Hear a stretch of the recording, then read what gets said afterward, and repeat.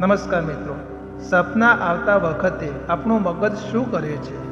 તમે ક્યારેય વિચાર્યું છે કે જ્યારે આપણે સપનામાં જોઈએ છીએ ત્યારે આપણા મગજમાં શું ચાલતું હોય છે? ચાલો આજે આ રહસ્ય ઉકેલીએ. સપના મોટા ભાગે રેમ સ્લીપ એટલે કે રેપિડ આઈઝ મૂવમેન્ટ સ્ટેજમાં આવે છે.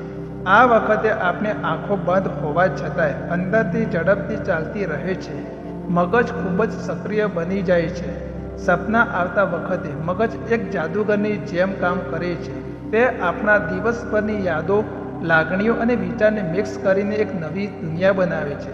એ દુનિયામાં ક્યારેક અજીબ ઘટનાઓ પણ બને છે, જેમ કે ઉડવું, પાણીમાં શ્વાસ લેવો અને અચાનક ભૂત મળવું. વૈજ્ઞાનિકો મુજબ સપના મગજમાં એક એવી ફાઇલ મેનેજમેન્ટ સિસ્ટમ છે. આ વખતે મગજ જરૂરી યાદોને લાંબા ગાળાની મેમરીમાં સંગ્રહ કરે છે અને બિનજરૂરી ડેટા કાઢી નાખે છે.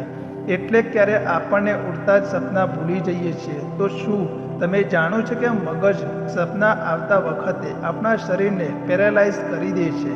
આને રેમ એટોનિયા કહે છે. એનો હેતુ એ છે કે તમે સપનામાં દોડતા હો તો પણ વાસ્તવિક જીવનમાં પેડ પરથી કૂદી ન જાઓ. તો આગામી વખત જ્યારે તમે સપના જુઓ, યાદ રાખજો કે એ તમારા મગજની સર્જનાત્મક લેબોરેટરી છે, જ્યાં તે તમારી યાદોને ગોઠવે છે અને કલ્પનાની નવી દુનિયા બનાવે છે. તમને સૌથી અજોડ સપનું કયું આવ્યું છે?